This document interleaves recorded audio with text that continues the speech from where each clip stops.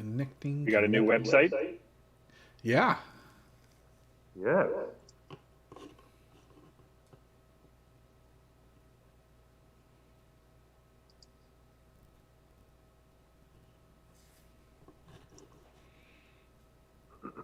All right. Periscope is coming in hot. And so I guess we should get this thing going. Open up the chat so we can see all your Periscope comments.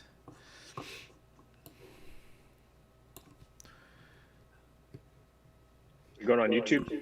Yeah. Right. I'll be watching there too. All right, let's do this. Hello, everybody. Welcome to Torn Tuesday, the final Tuesday of 2020. Thank Eru. It is the final anything of 2020. Let's get this year over with. There's not just sadness to look back on. We had some amazing things happen this year, and we're so excited going into the new year. I am joined today, as always, by Cliff Broadway, writer, producer, voiceover artist, and actor, and just your all-around good host MC. If you need a quality MC for your event, even over Zoom, it's this guy. And then below me is... Wax on, wax off. Below me is Chris Parada, Calasuri. You might remember his username for those long-term participants of the One Ring. He is the co-founder of the OneRing.net, still helping out after 20 years, making sure the server doesn't overheat. No, that's not what I do anymore, dude. That server is not what I do anymore. That's all Bill. Bill's all the server guy. Well, Business liaison. Let's call me the business liaison. Business liaison, Calasuri. He approves all the creative that goes in and out of this website, T-shirts and marketing initiatives and fun little things like the 30 days of Christmas or whatever we did. And you know, Chris, speaking of 30 days of Christmas, we had our first server meltdown in like 10 years just last month. That felt good, didn't it? It's surprising, right? It's been a while since we've had some, but we have a few of those actually this year. A few little spikes. But yeah, not like the old days though. Not like the old days where you could really get crushed. What do you think has changed from the old days then? Oh, it's also everything's social. No one goes to websites anymore. Where people get news is not a news site anymore. It's just, what do I see on my Twitter and Facebook feed? Exactly, and we all know people just read headlines, right? So yeah, there's very few people that actually visit the actual article, right? So yeah, as you know, Justin, running our social engines, rarely do people dig in for the meat and potatoes of news or information. So we rarely get those huge events anymore on the actual site. Though, hey, we might have that happen to us next year. Yeah, I mean, if what we got from courtesy of Amazon, though, that sneak peek at all those actors that crushed our site last month, I mean, who knows? Hopefully Amazon thinks the fans did well by their show, and maybe they can keep giving us more stuff. That'd be pretty cool. That would be pretty awesome. Yeah, it would be. You know, when you're looking at 2020, you know, it's been we have to acknowledge the year has been a train wreck for so many people. And we're privileged to be, you know, sort of going along with the flow and talking about things to distract us from the realities of a real world. I mean, you guys are in LA where, like, you know, I think it's every freaking 2 minutes someone's being taken out by COVID. So it's one of these years it's gonna be fun to look back and talk about some of the cool stuff, but 2021 is just gonna be a good year, folks. I think it's gonna be an exciting year, especially. Is it gonna be the year of Lord of the Rings again? Oh yeah. Well, by the end of the year, yeah, right. I mean, Oh I would yeah. expect Amazon's dropping probably December. I don't know, of next year. What do And you guys think? well, you can see the pendulum swing. You can almost see it. You can almost smell it in the air. You can feel it in the water. You know, Yes. let's just say that the world is changing, and this type of transformation that we have seen, this kind of social upheaval with the presence of this virus and a great lack of imagination and foresight in, planning and execution and the community response being so different. The Tolkien community has held together with a typical and very Tolkien-ish type of hope against despair, and knowing Yep. what we're all going through is going to get us somewhere else on the other side of it. It has been rather uplifting to have our roots on the ground a bit with some of our friends and our compatriots online who have been sharing some very powerful voices this year and some interesting perspectives. It's been a year of loss where we lost both of our Bilbos. We lost Orson Bean and Sir Ian Holm, where two generations of Tolkien fans are now lost with their closest association with our most familiar Tolkien character.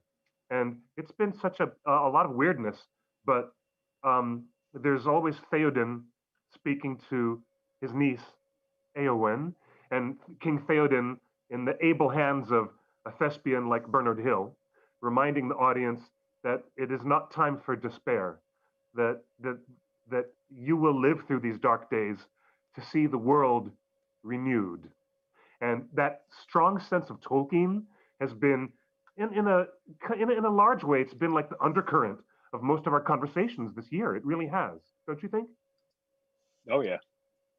Speaking of people that we've lost this year, we're going to acknowledge a lot of good, sad passings and a lot of good things this year as we look back and look forward. Great to see everybody in the chat room. Daniel, Eravandi, Ellen, Kaylin, Griffin, Princess Toy Nerd. A lot, just all of our regulars. We thank you for continuing to be live with us and be part of the chat.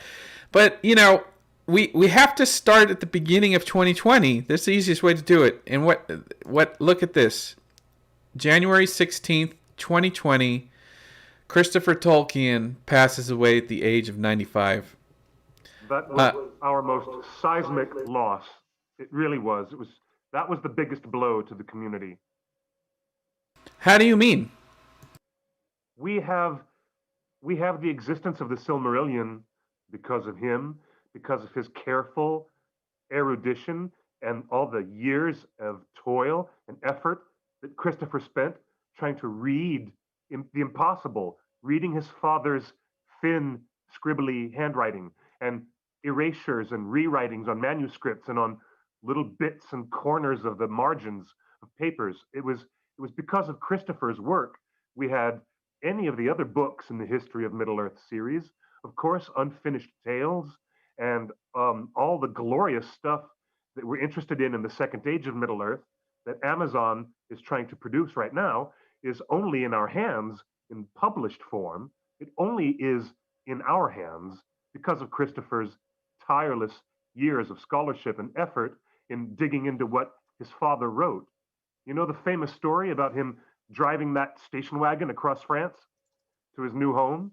One of our staffers, Ostadan, used to tell a great story about Christopher packing up these legal-sized boxes that you find in any law office, folded up cardboard, and they were stuffed with manuscripts and handwritten papers and maps of Arda and Numenor and unbelievable piles of unseen manuscripts that were not going to be shipped. Christopher didn't trust them to be shipped by a shipping company. He wanted to drive them himself because he had just got a new home down in the south of France. So he packs up the car, and can you imagine this one little vehicle, a station wagon, packed so high that he could not see out of the rearview mirror, and he takes all those papers and documents down to his new house in the south of France, and he sets to work getting a legacy together for the rest of us to be the beneficiaries of, that we would get to read later on in the Silmarillion and so much more. Just I can't imagine. God forbid anything had happened, any ice on the road or any traffic accidents, we would have lost everything. You know. And who does that leave in the Tolkien family? Left. He was the only person in the family that was publicly known as the steward and the protector of his father's legacy. Do we have any idea who has taken his place as the champion of J.R.R.'s literary works? He was closest with his father, and he worked with his dad while he was alive, and got more than the other children, more than Priscilla and more than John. Younger Christopher was way more into Middle Earth and the linguistic creations of his dad, and spent a lot of time helping him. And so it was a labor of love for him. And we are so grateful that he did. He managed to put together in a presentable form, in a way that we could understand. He would say, look, here's draft A, where my dad wrote all the stuff about the Blue Wizards. And then here's draft B, that he looked at years later and changed their names and changed the whole destiny of these characters. And we would never have known these things. And our scholarship, collectively, what is called Tolkien Scholarship, comes from this one person having done all the hard legwork in the first place, really. And for many years in his later life, he was the executor of the Tolkien estate, and he would always be the person who would say no. When somebody would come up and say, can we license this, the Silmarillion? Can we have little bits of the Silmarillion and the Ainul Dale? Can we have some of the Akalabeth? We want to make a video game. We want to produce a play or a film. And he was the one who always said, no, you cannot touch that material. And now, because of his passing, well, actually he retired. The big news in 2019 was that he suddenly retired from the position. But then it was such an unfortunate fate that happened in early 2020 that he actually passed on. And then, now it's his children, grandchildren who remain the decision makers about what happens with this intellectual property.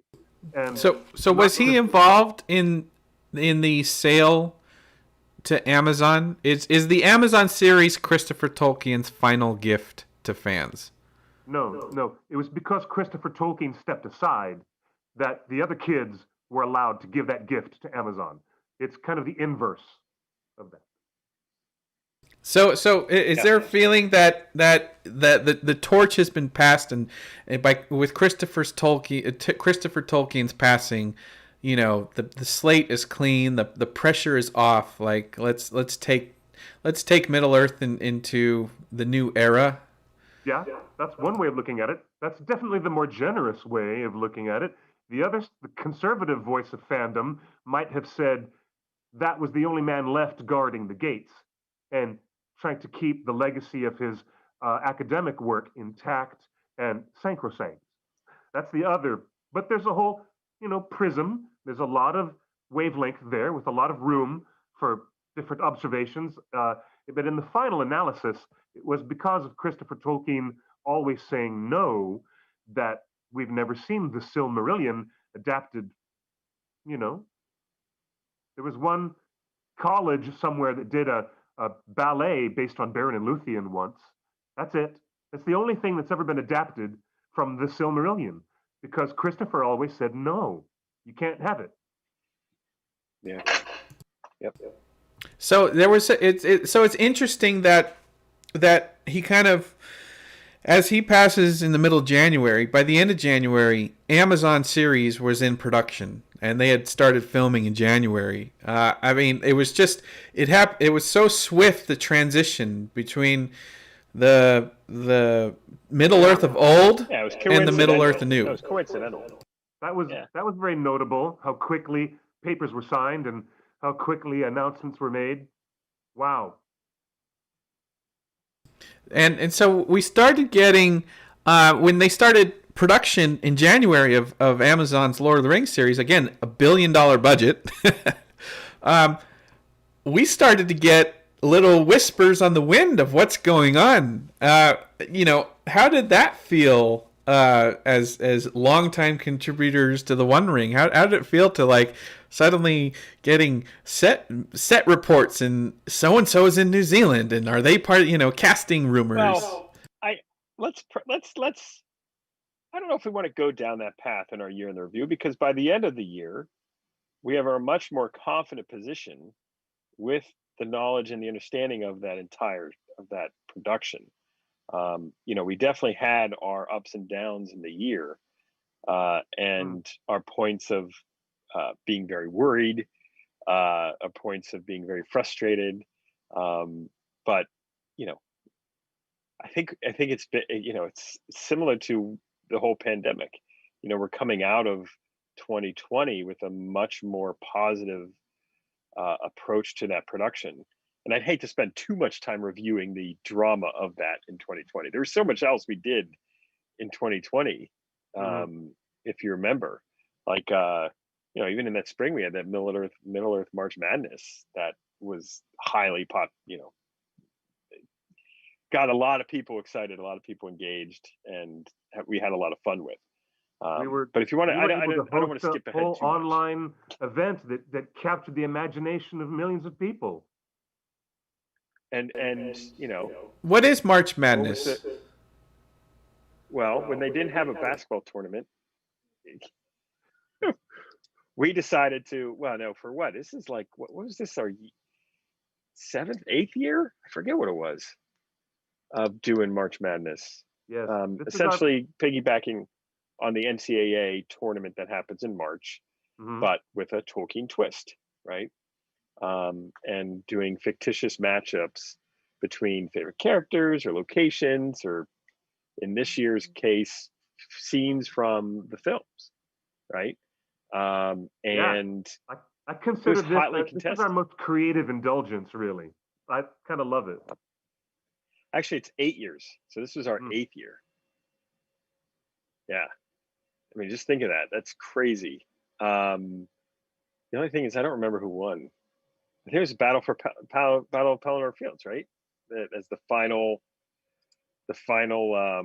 I wanted it to be Faramir, but people kicked him out early with this charge. But yeah, that was a fun time, and I'm looking forward. I mean, every year we do that, right? Every year we do that in March. We pick a theme, and it seems to really get people actively involved. And then, Justin, you're able to coordinate these great, debates and the pro presentations we did, and we had all these staff members participating, and I see that as a huge highlight of the year, because really not only was it fun for the whole community, it was fun for our staff. It really invigorated a lot of our staff in a time when we're all stuck at home, and the world's going to what. It was a pretty positive point, I believe, for us in the spring. We were just the world was just getting into COVID at the time, and quarantines had just started, and so when you said, "Hey, let's do March Madness, but let's like debate our favorite scenes and encourage people to vote my way or their way or his way or her way," and it was really fun to put that together. Can I share my screen? Does it work or no? I was gonna say I could show you the final bracket. Like the. Let's see if it breaks. It's where you have to put on. You have to let me. All right, your little hold security on. tab. Your little security tab. Let's see. Let's take a quick look at that bracket. I think that's a great idea. Allow participants to share screen. All right. There you go. Hopefully this doesn't break. Boom. Perfect. What do you see? There it is. Can you see it? Yeah, I can see it perfectly. But can the audience see it? Let me see. Let me zoom. Probably not. Zoom. Charge of the Rohirrim won, but this year was the quarantine edition. We called it, right? And that we were. You see it or no? Yeah, they see it. I got it up. So that's Okay. our bracket. We started with 32 scenes, and we narrowed it down all the way to final four and final competition of your, what was it, your favorite or the best scene in the movies? Out, out of the films, yep. Your Yeah. favorite scene out of the films. Um, And so yeah, every year it is a was came different down to, theme, right? Like every year we like oh choose a yeah, different thing. yep.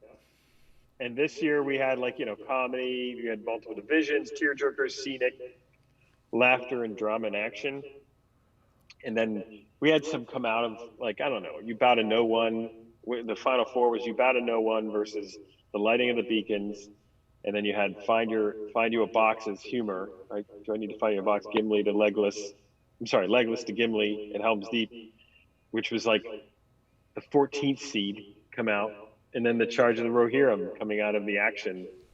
Um, yeah, so it was fun. Like we had a great time with that. I'm sure those are all archived somewhere. You could watch Yeah, I think right they're the still on videos somewhere. YouTube or Facebook. Maybe we were doing it on Yeah. Facebook and YouTube. But Camilla in the chat room says this is when I found you guys shortly after it had started. Oh, So really? great.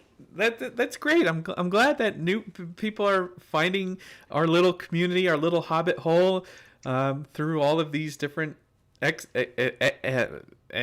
that we do. The other thing though, Justin, you organized an amazing panel of people for the 20th anniversary of the teaser trailer. And when was that? Yes, that was fun. That was insane. The people that we had on screen there talking about the 20th anniversary. You had Richard Taylor, Rick Porras, right? Like you had to be able to do that stuff. And you had so many people who were involved. Gordon was on there, Patterson. So many people involved with the original films talking about that moment. I mean, all we needed was Peter Jackson. I think we would have completed the amazing panel. But that trailer, I mean, That was a great time. That was a highlight of the year to be able to talk about what seems ridiculous, but wasn't it? Because you're talking there about, was the release of a teaser trailer. But what you're really A talking trailer. about is how on earth did they break the internet with the limitations of the technology at the time? How did that become a bigger phenomenon than episode 1 of Phantom Menace? right.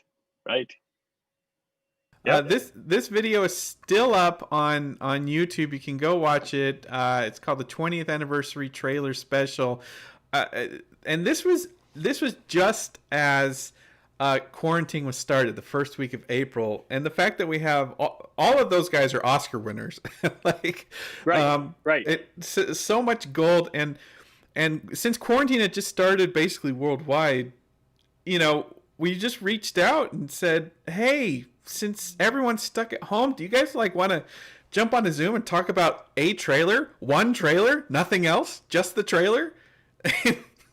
They all jumped in. I guess the question for you is, because I'm newer to the group than you guys, how did you build a reputation and relationship with all of those Oscar winners to the point where they would say yes to jumping on a Zoom with us fans? Oh, I'll tell you. I mean, it's why Wondering continues to be a fan community 20 plus years later. It's not for profit, and we are enthusiastically authentic, right? We're not. No one who interacts with us from that level, like those professional level, sees us as in it for our own personal gain in any capacity. There's no financial benefit to us. We are truly passionate about these things. Like, who else is going to talk about the 20th anniversary of the teaser trailer, right? So the authenticity of it is what drives a lot of the folks to be involved. I mean, just to give you an example of, like, we just had some of the dwarves give us a holiday message, right, for the Christmas day, right? And that was an easy ask. Why? Because they appreciate us, and we authentically are enthusiastic about them as not only the cast in the films, their characters, but also what they're doing now. Like everyone else has an angle. That's the thing. Wondering doesn't have an angle. The Wondering just wants to celebrate this community, and it's very rare to have a community that does not have an angle. You don't have the owners of the website trying to parlay their influence into X. Like you don't have. Are you trying to sell a website? Is that what's not happening? Are you trying to start a fire festival? Is that what you're doing? So it's just so funny because nobody gets that. I mean, and we're very lucky because we have you guys, so many people to volunteer their time and effort to make that happen, right? There's a lot of very jealous fan communities that can't do that.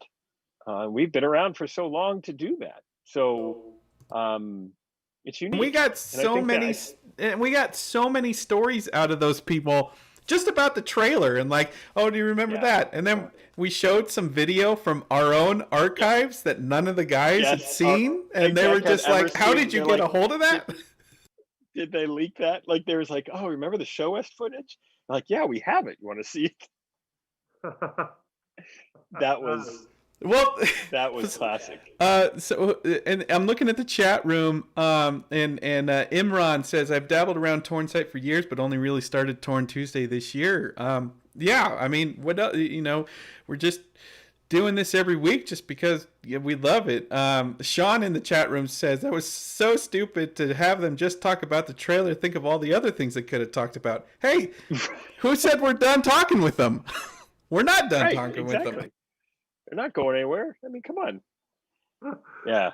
Oh my goodness. Look, okay. There's a shared history between fandom, and it's one thing when the fan website gets slapped with the cease and desist letter, like that poor 12-year-old girl who was running her Harry Potter fan website, and Warner Brothers got embroiled in all this ugliness because they told this little pre-teenage girl to shut down her Harry Potter fan site. Our experience is something that we're happy to reflect on 20 years later because it was so fundamentally different to have a conversation with the creatives who really did feel isolated way down there on that tiny little island nation. And all of a sudden, the fans are going crazy downloading this mess. And all of a sudden they realize, wait a minute, the fans are really going to pay attention to our hard work down here. The people who are brushing the little distress marks on the dwarven armor, and the people who are building this wild piece of carpentry, and they're going to spray paint it to look like Barad-dûr. They didn't know until that point in time, when that teaser trailer came out, that these were thirsty, crazy, very enthused fans ready to go. And that kind of energy really changed the game for the filmmakers. So if anybody wants to know why we're reminiscing about it, it's because the feedback from the fan community, it changed people's lives down there in New Zealand. They would tell us, guys, we're on the crew and we get better information looking at your headlines on your website than we do getting our call sheets for the next day's work. And I'm like, that's what we do. So no, allow us, I beg you, dear fans on the YouTube chat, to allow us to bask in a moment that kind of reflected the fan community, giving a bigger foundation and kind of a stronger base for the filmmakers to go from, so they could feel like they could confidently go forth into the unknown and make this Lord of the Rings thing happen. Really. My favorite part of that conversation, again, this is like the first week of quarantine and all these Oscar winners come together, was I started talking about the Cannes Film Festival footage, and Rick Porras stopped me. The producer of Lord of the Rings stopped me and said, hey, let's not talk about that. You're going to run out of reunions to put together. That's this year coming up. Yeah, so we've got I'm telling you that they're already expecting us to put a reunion together for we have Cannes. to get the tendrils out there because we have to get the footage. Mm-hmm. We have to get the footage, and we have to get everyone that was there, either on staff or friends of the site. Was Garth at Dark Horizons there? Was Harry Knowles out Yeah. there? Harry Knowles was there. It was I think ringbearer.org was there. Remember, what was his name, Cliff? Yes, Ringbearer. They were there as well. Yes, that's right. We had lordrings.nl, which is Maurice and Leo. Yes. From the One Ring. They sort of together after that. They were there. I think, yeah, Garth from Dark Horizons. God, these names. These names There of may have old. also been maybe Quint from Ain't It Cool, or it may have been Moriarty. No, it was Harry. I have a story I can't share publicly about why I know it's definitely Harry. From Yeah, well, but that's a future episode. But guys, 3 weeks after we put together that epic reunion for the trailer, we got a reunion together with the Hobbit dwarves. Jed, Graham, Stephen, Adam. I mean, we got the dwarves together, and that was just an amazing conversation with all of those guys. Like, they all were very open with their stories, and it was just another super treat to hear, you know, what it was like for a stage actor like Adam Brown, you know, to fly to New Zealand, and what Jed felt like as the veteran of Middle Earth, you know, coming into The Hobbit. I mean, just you know, this was early in quarantine, before every single website and studio and YouTube account were doing watch-alongs and cast reunions. Like, it wasn't. I think it was like 3 months after we started these reunions that Josh Gad put together the epic Lord of the Rings reunion. Are you saying we inspired it? Is that what you're saying? Yep. Could have been, maybe, possibly. Oh. Josh Gad had a bigger budget. he could get all the actors. I mean, Josh Gad is a super geek, so very well could have inspired his thinking. I doubt he was watching our reunion shows. No, it'd be cool to know that he was watching, you know, like maybe he was a big fan of the teaser trailer. Man, this is a great idea. Anyway. I just love the fact that since we had already been streaming for 7 years, Cliff and I, on this podcast weekly, through probably 8 different streaming platforms that have gone kaput to where we are now. We were perfectly positioned to put together these reunions and kind of start this trend.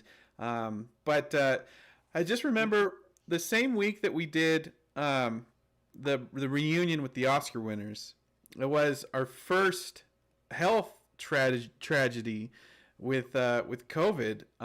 Andrew Jack was a dialect coach for Lord of the Rings, and he passed away from COVID the last week of March. And he was the very first kind of big COVID death that all of Hollywood kind of reacted to. He was a big name, you know. He was. We pulled together a bunch of comments from Carl Urban, from Elijah Wood, Billy, Sean, Katie Jackson, Kieran Shaw. That was a big loss. Cliff, like, he was really well loved and an important part of the crew. He was. He had an excellent website that was similar to Ian McKellen's website, where Andrew Jack was sharing stories, you know, chronicling his experiences working with the cast and crew.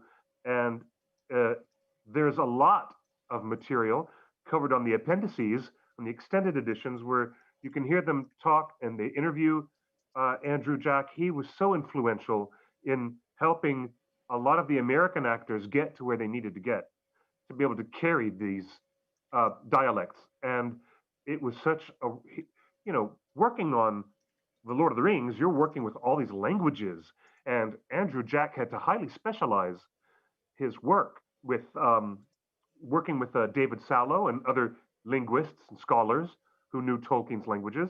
Can you imagine the effort? Can you imagine the ambition? And yeah, that was a great loss when Andrew Jack was gone. He worked on everything though. Like he worked on the Bond movies. He worked yes, on. He was in Star Wars: The Yes. Last Jedi.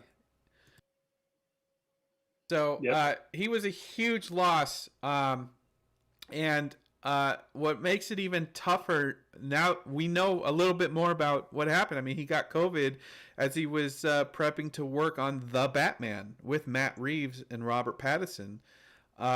So he was in the UK for that shoot while his wife, who is also a dialect coach, was in New Zealand on Lord of the Rings for Amazon. Wow. So Andrew Jack's wife, herself a very accomplished dialect coach, was hired for the new Amazon series.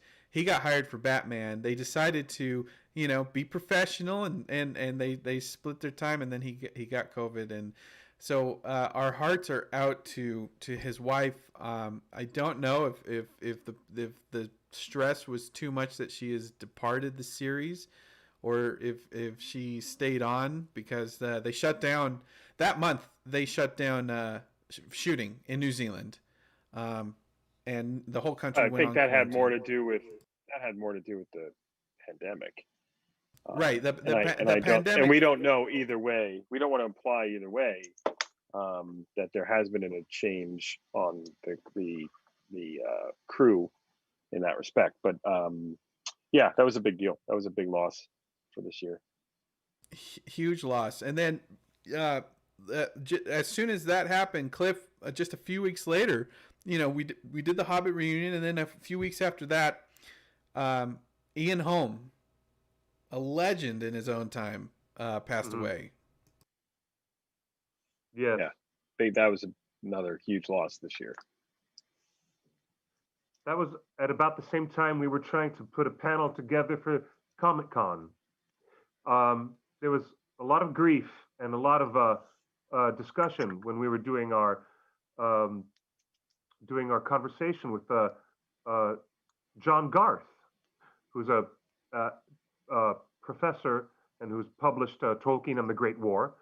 But yeah, that was so strange at that time.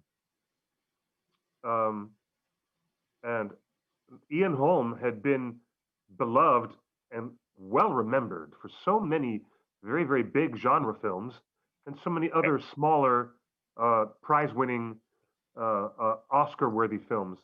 Everything from Chariots of Fire to the original Ridley Scott Alien to Yeah, I was a going to very say familiar Alien's a big one. turn in The Fifth Element, right on to a harrowing presence in From Hell.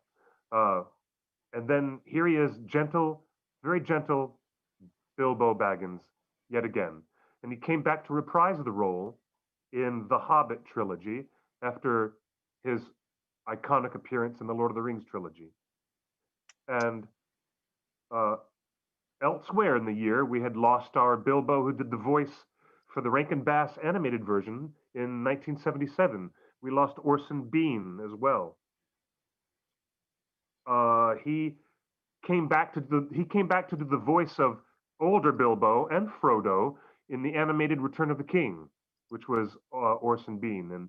And bless his heart, he was struck down by a vehicle on Pacific Coast Highway, walking across the road one morning. Very sad. Wow, I didn't know that detail. Yes. Back to back, we PCH, lost our Bilbos. Yep. Yeah, We wait, lost- the PCH? How are Yeah. you walking? That's right. It was Venice Boulevard. It was not PCH. It was Venice Boulevard. Oh, really? I'm like, I'm wrong then. Sorry. oh my God, I'm thinking like, God, that crossing the PCH is really challenging. Like anywhere, like no one would be crossing the PCH. I'm trying to think of where you would cross it, unless it's up near at Pepperdine Malibu and stuff. University, Yeah. just that one intersection. But that's terrible. I forgot the details. Venice Boulevard. which is just as difficult to Yeah. walk across anyways on most days, really. Oh It's gosh, like yeah. a 6-lane highway in certain stretches of mid-city. Orson Bean and Ian Holm got called home at the same time. Bilbo was meant to leave at that moment in time. Wow. And then Cliff, there was we got another sad notice around the same time. What's his name? I believe his name is Bruce Allpress.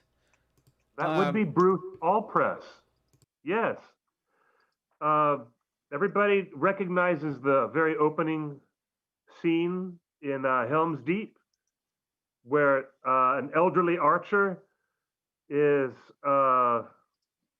standing at the ready with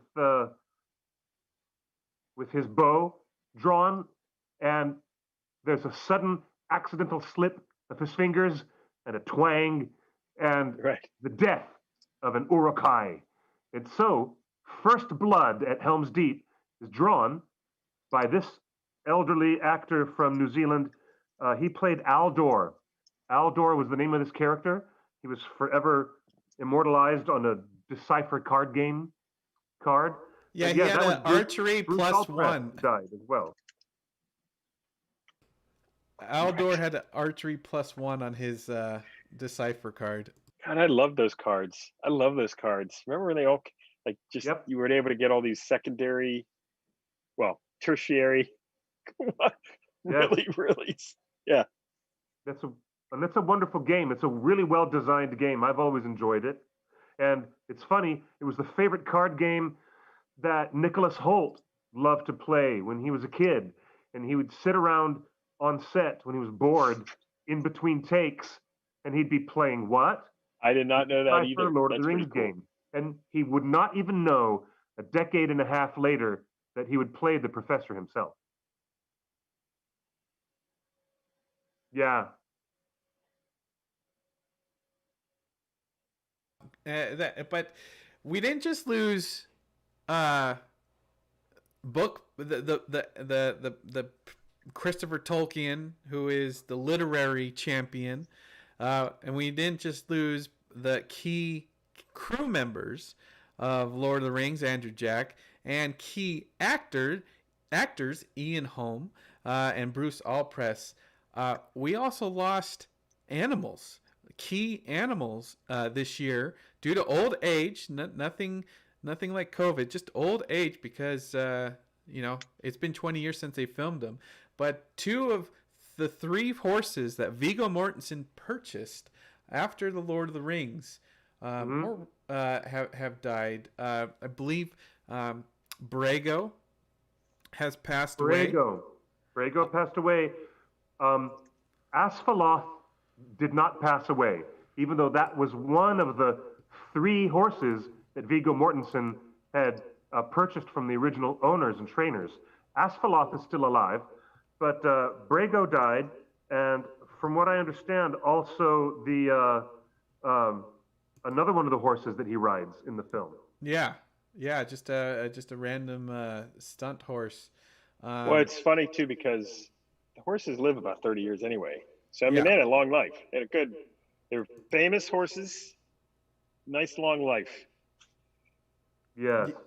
Yes, and they got their own toys too. Thank you for sending this picture, Cliff. The horses even got their own toys. There you go. They did.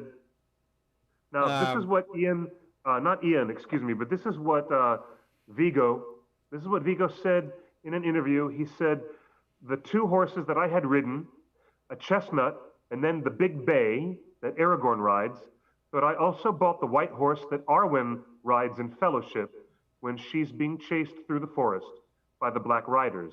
He added, the person who did that spectacular bit of riding was a stunt woman who I ended up becoming friends with. I knew how much that she really liked that horse, so I bought it for her.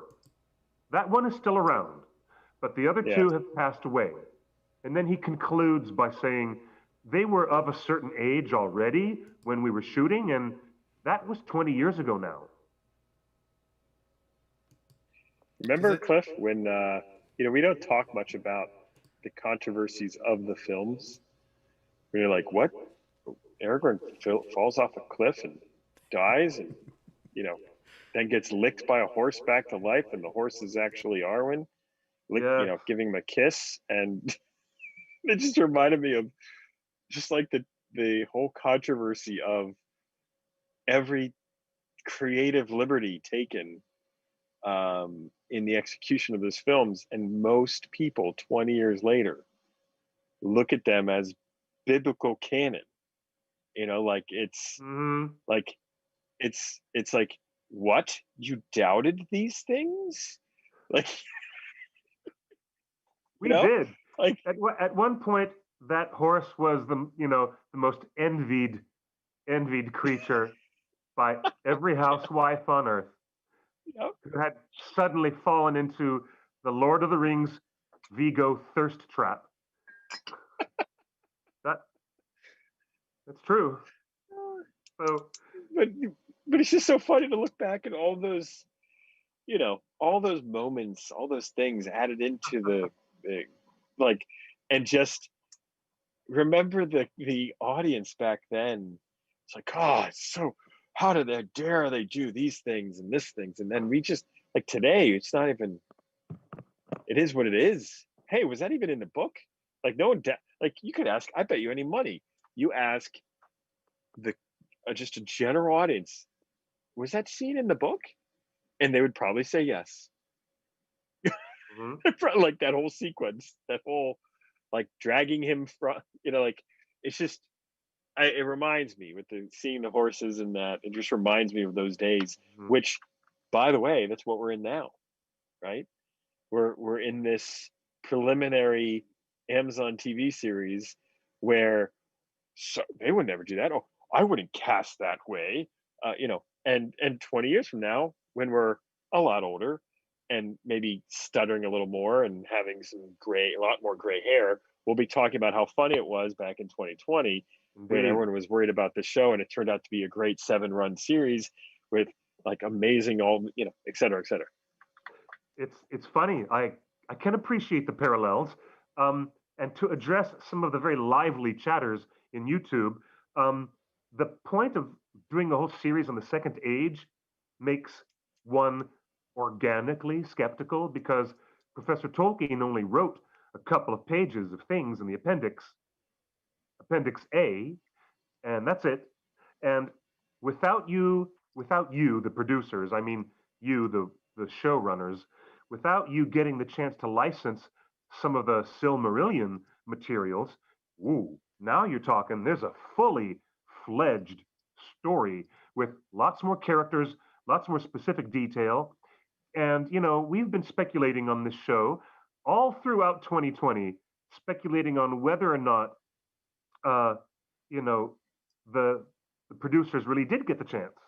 We don't know, but we have speculated that they've been able to maybe get their hands on the Akalabeth and tell more of a larger canvas of a story. But what if that little creak in the door might open up some other beams of sunlight that might come in, and maybe the producers could license little bits here and there from Unfinished Tales, perhaps, because that has even more details about the Second Age.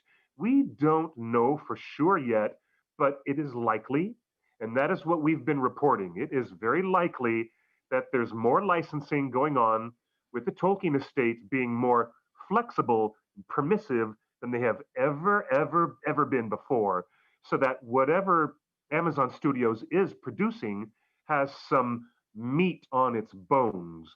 Like, not just a couple of bullet points that Professor Yeah. Tolkien was lucky to have published in the 1950s in The Return of the King, but maybe it's possible that the engine that they're building has a lot more grist in the mill, a lot more gears in the engine going on. So to speak, one bad analogy gets you another bad analogy. Sorry about that, kids, but we're looking forward to more news as it trickles in, and more speculation. That's what we're here for. And it's precisely what we were doing 2 decades ago, furious with speculation and alive with anxiety that runs the spectrum. Some people more generous in thought, some people more cynical, not quite sure what the heck is going to go on. We'll find out when we get there, but at least we're on this journey together, trying to find out together. At least we're having the conversation.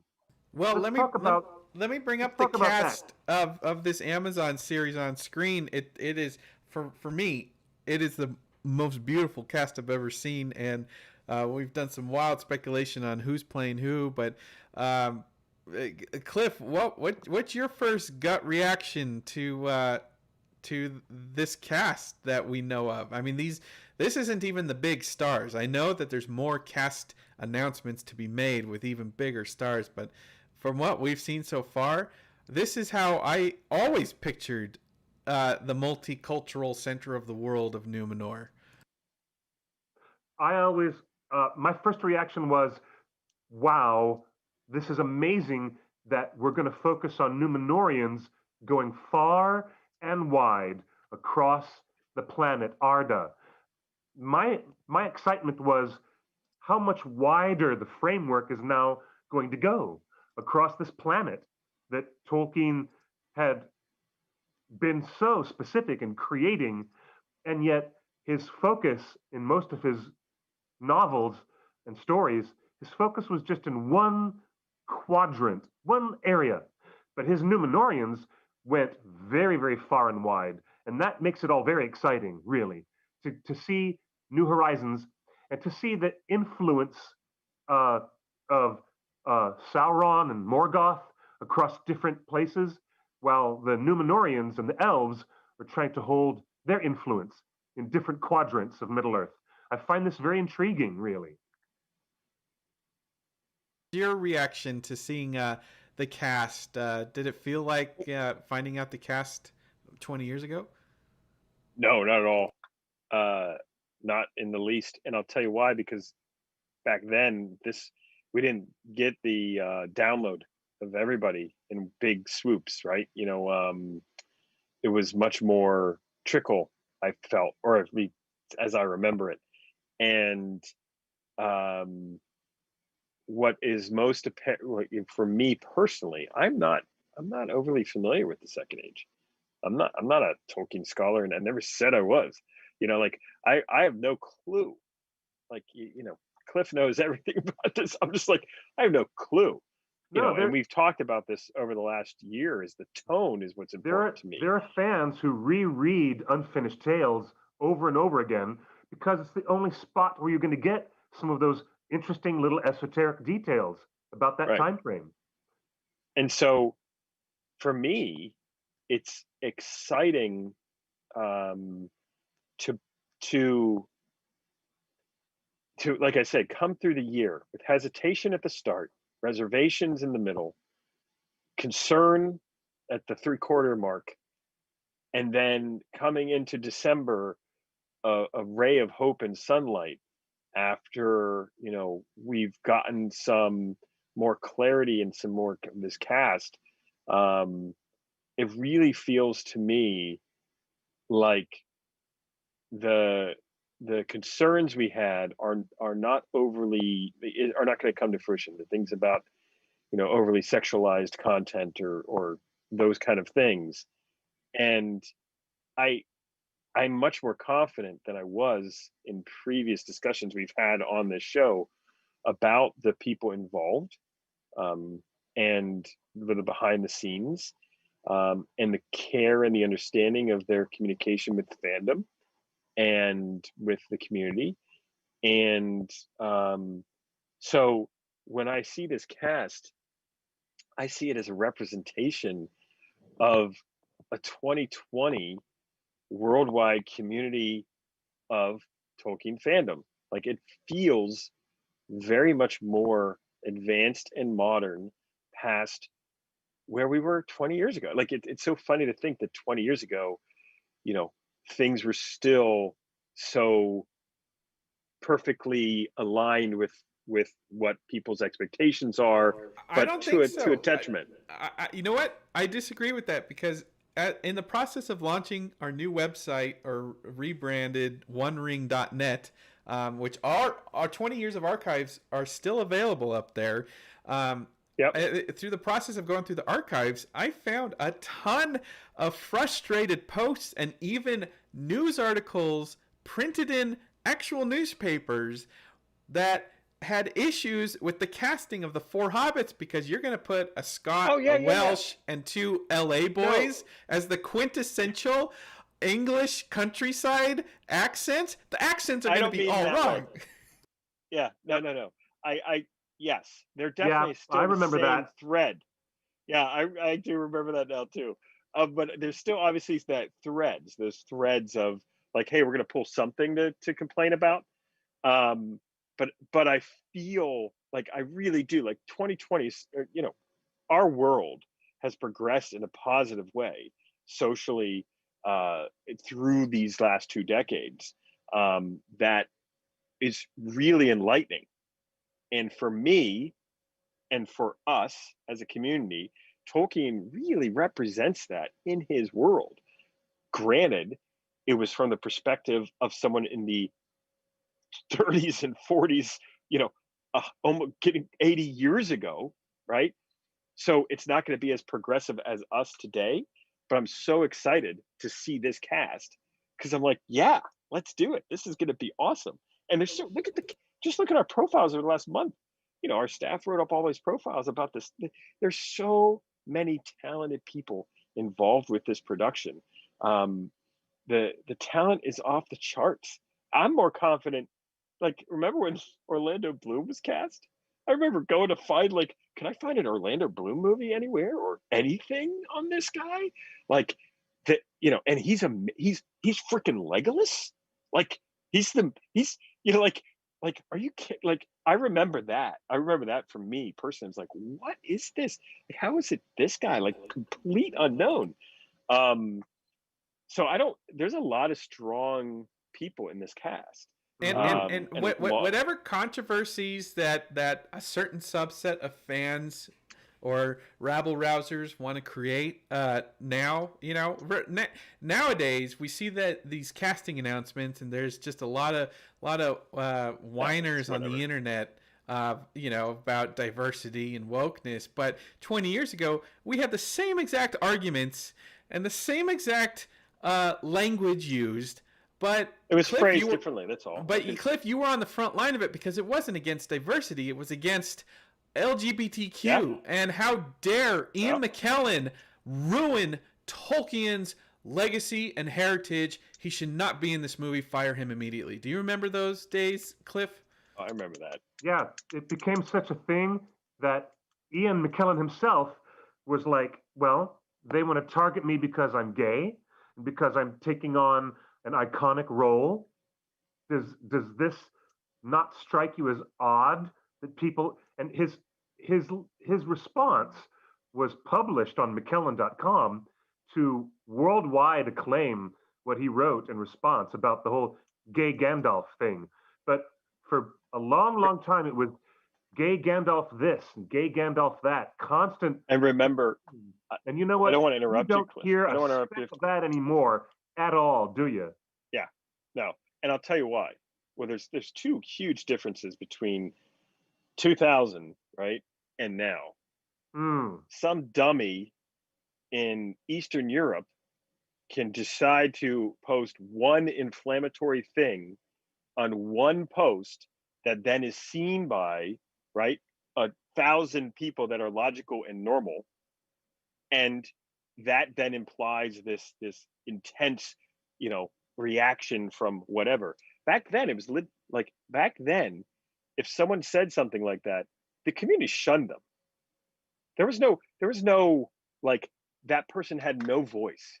Yeah, but for this particular thing, for the gay Gandalf issue, it was more than just ignore that voice in the corner. It had escalated to the point where it did. Religious institutions were writing op-eds and opinions. But those publications could not reach the same numbers that one single idiot today can. And that was the reality of it. Yes, those existed, but they existed in their bubble. And that was it. their little bubble of people, yeah, that's right. And this little bubble over here floated away, and the rest of the people didn't have to hear from them for a while. Well, So like and we just it's very different than today. It's very different than today. When the when a whole subset of religious blogs and websites started championing the Yeah, but you're saying a whole subset, dude. There wasn't. You're forgetting the world of 2000. There wasn't a whole subset. There wasn't a social media. There wasn't. It was a few websites, right, that only got a voice if someone gave them a voice. Okay, so it was not something. It wasn't like today. Some dummy can post something on Facebook or Instagram or Twitter and have it reach so many more people, and that's a good thing, a bad thing, right? You know, that's how the society has advanced, but it wasn't like that then. So what can we learn moving forward? You know, because these controversial takes are not going to go away. But they're not controversial. That's what I'm trying to say. These people just need to be ignored. Just delete the comments, ban them, goodbye. That's all. It. Like Cecilia in the chat room. Controversy. Cecilia in the chat room says, "I think as fans, our job now is to protect the actors from the trolls." Yes, I 100% agree with that. Yeah, that's fair. It's unfortunate that there's different. One thing I've learned in my long years on this realm is that we all have different personality types. We all handle controversy, dialogue, personal issues in very different ways, right? I'm the kind of person that something doesn't bother, like someone that something offends me, upsets me, I'm done with it in 2 hours. I'm not going to remember it again. Doesn't bother me. Some people, it hurts them. It causes them extreme pain, emotional distress for weeks, months, years. You saw that with some of the Star Wars folks, right? And it's a personality type. You can't train people out of their personality, in my opinion. And it is, in our case, if there are cast members or members of the production that are sensitive to this type of dialogue, it is our place. It is our charge, I believe, to uphold the right, not the right, obviously, but the right way to approach things.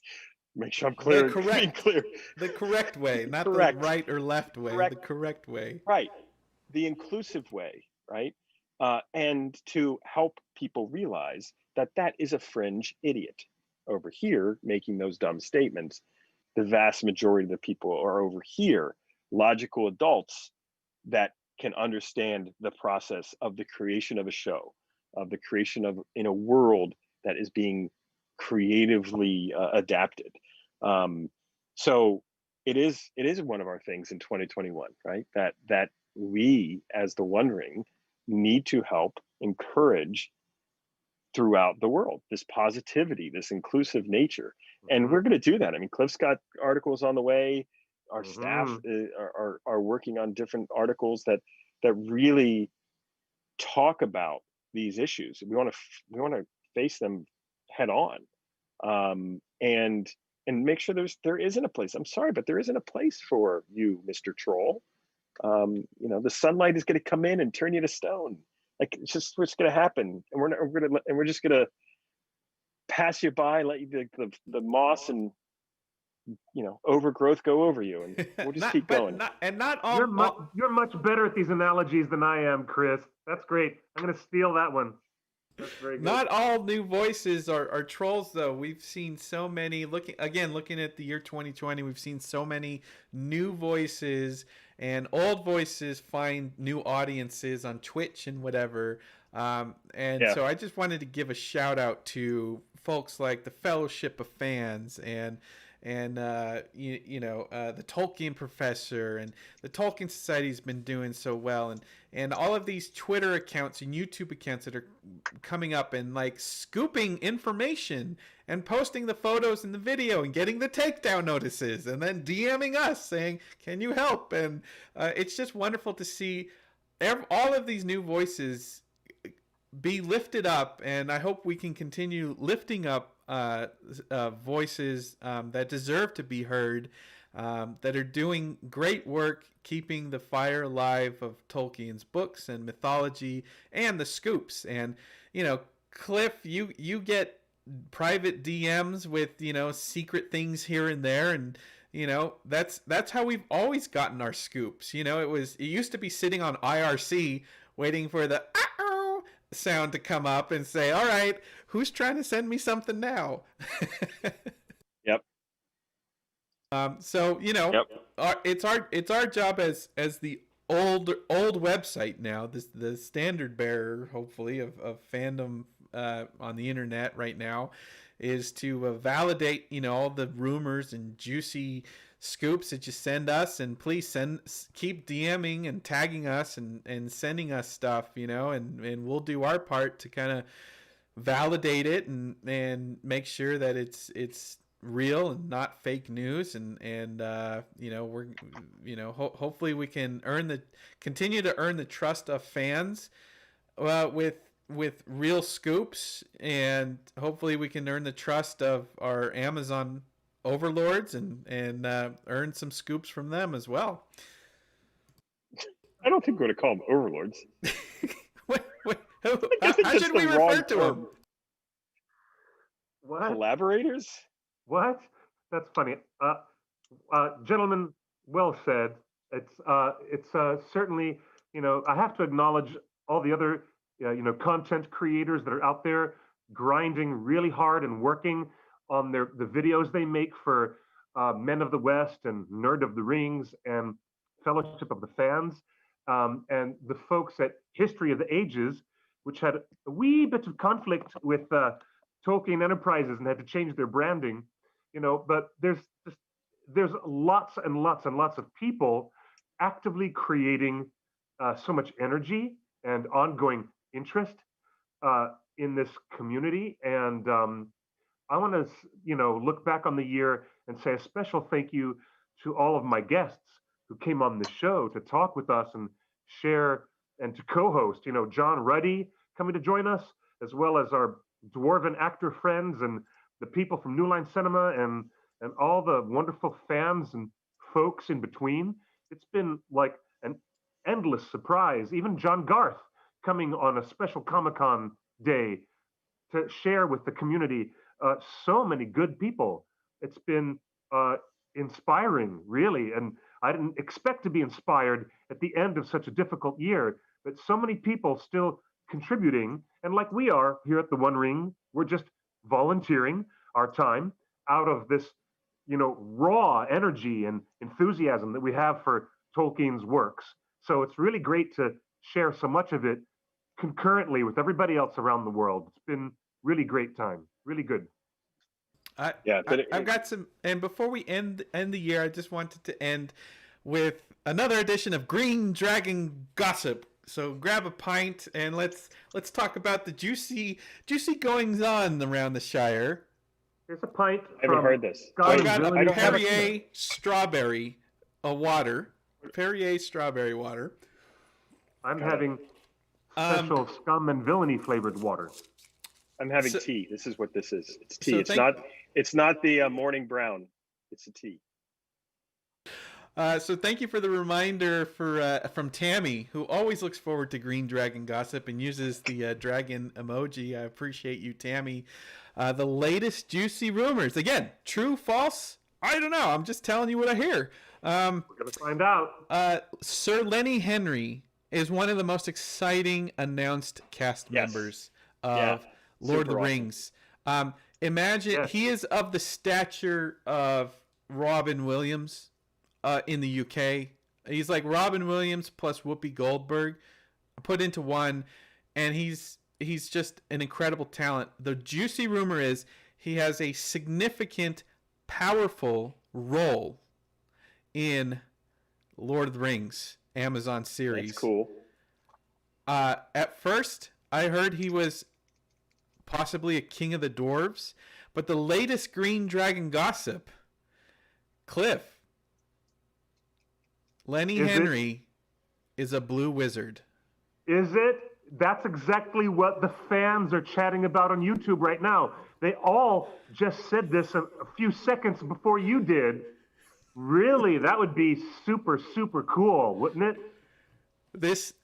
He would be the perfect blue wizard because he's got the wink and he's just got the right stuff. So that's the So latest. the blue wizards there's two of them, right? There's two of them, and we meet one of them. So who's the other one? Who's the other one? Season 3, we will get to meet the third one, yet to be cast. Now, remember what I said a few minutes ago about the rewrites that Christopher Tolkien discovered when he was researching his dad's paperwork?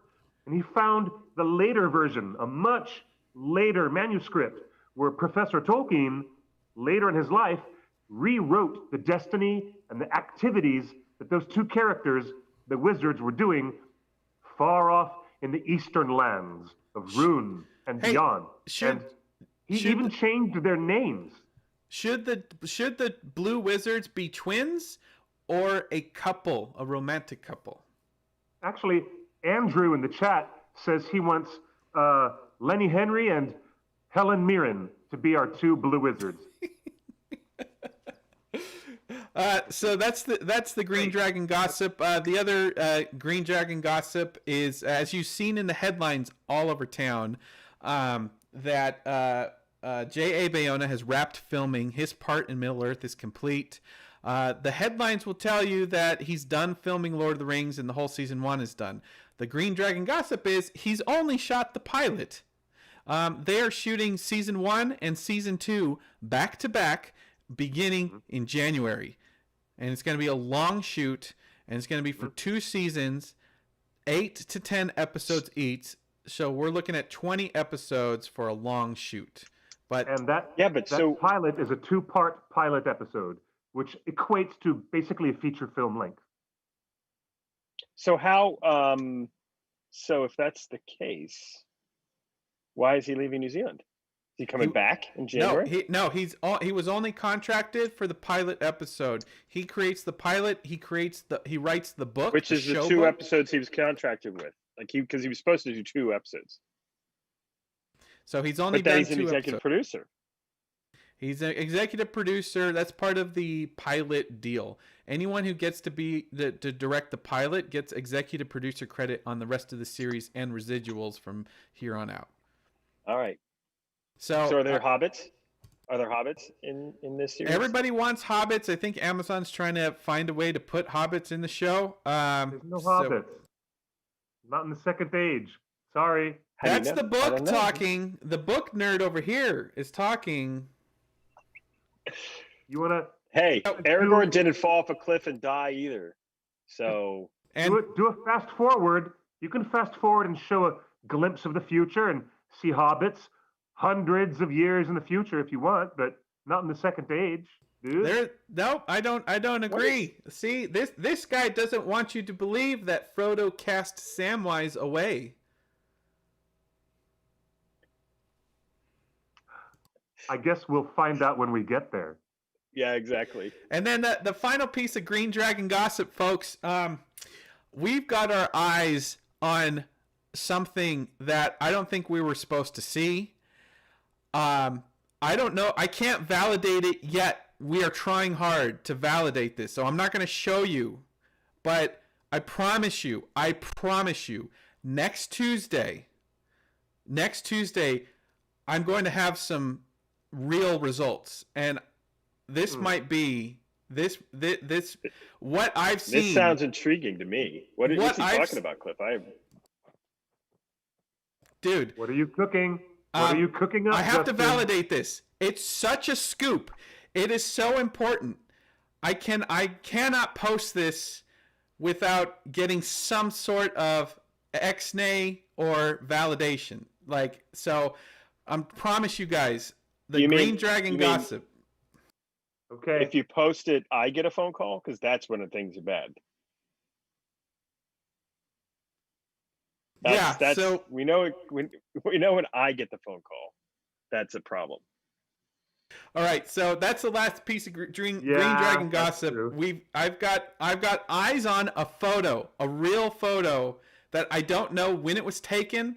I don't know if it's this project, But if I can get some answers, I'm gonna show you guys whether I get answers or not. I'm gonna show you guys next Tuesday and start off the year with the bang. Like we're just gonna start off the year with the bang. Cliff, Okay.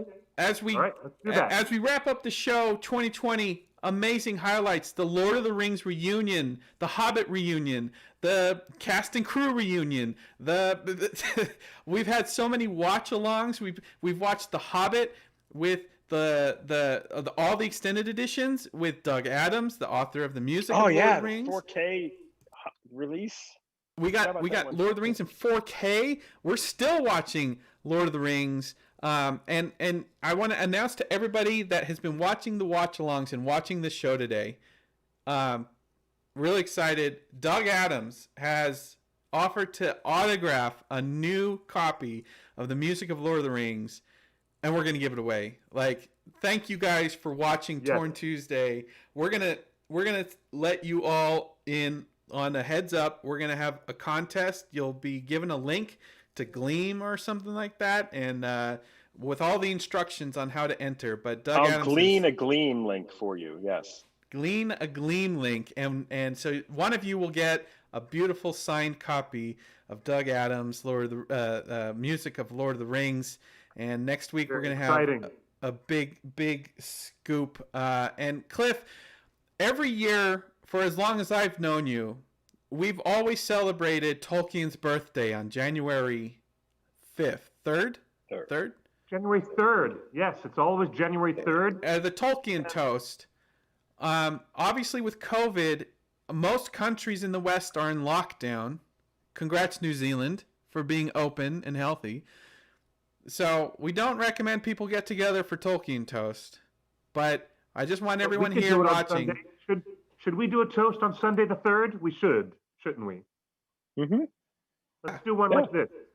All right, let's get everybody together. Can I throw it out there? Let's do one and invite everybody who wants to join in onto Zoom. Yes. As one, Justin's brain just went. And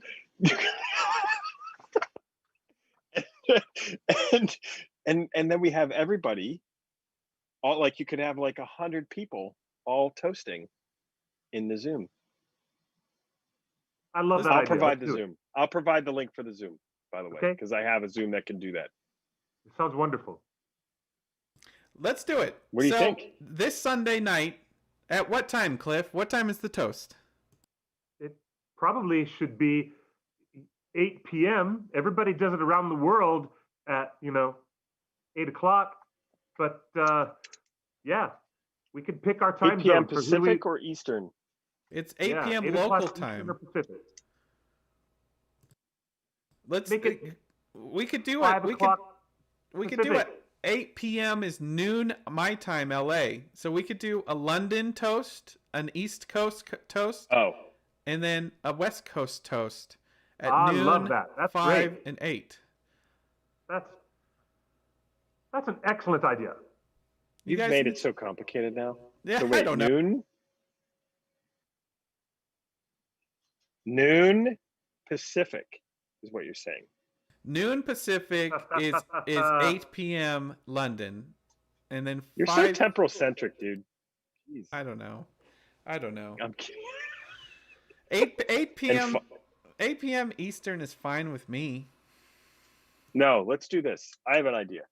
Let's do two. 8 p.m. Pacific and noon Pacific. Like, so noon Pacific and 8 p.m. Pacific. Do two of them.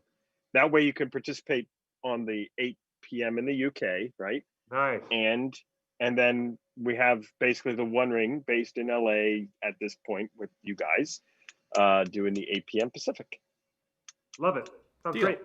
That's this Sunday. We gotta make a post on the One Ring, and then I'll make the link, the Zoom link, and then we'll just do it all in Zoom and figure that out from there.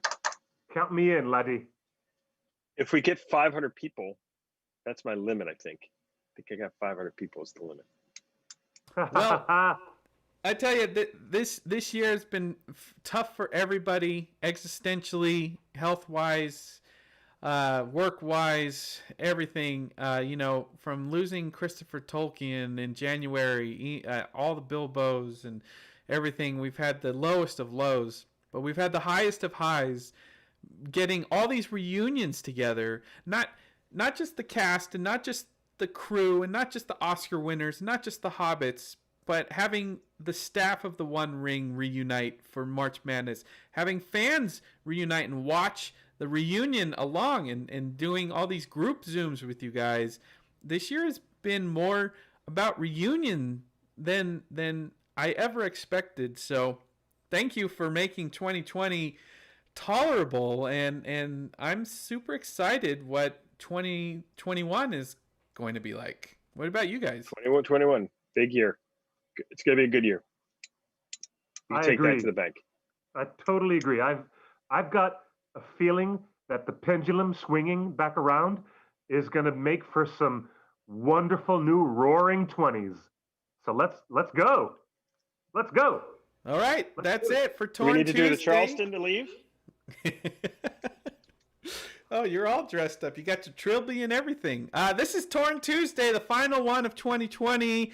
Goodbye, 2020. I don't want to see you ever again. We will see you fans this Sunday for the Tolkien Toast online. Tolkien Toast, yeah. Get your water and your bubbly and your champagne ready.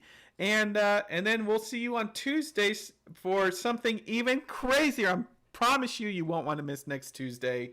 And then tomorrow, we complete the watch along for Lord of the Rings, Return of the King, Disc 2, where all the musical themes come together with the author of the book, Doug Adams and Jim J. Ware. So we'll see a lot of you tomorrow. Cliff, Chris, what a year. What a year. What a year. Bye-bye, 2020. Take Fare us thee out. well. Don't let the doorknob hit you.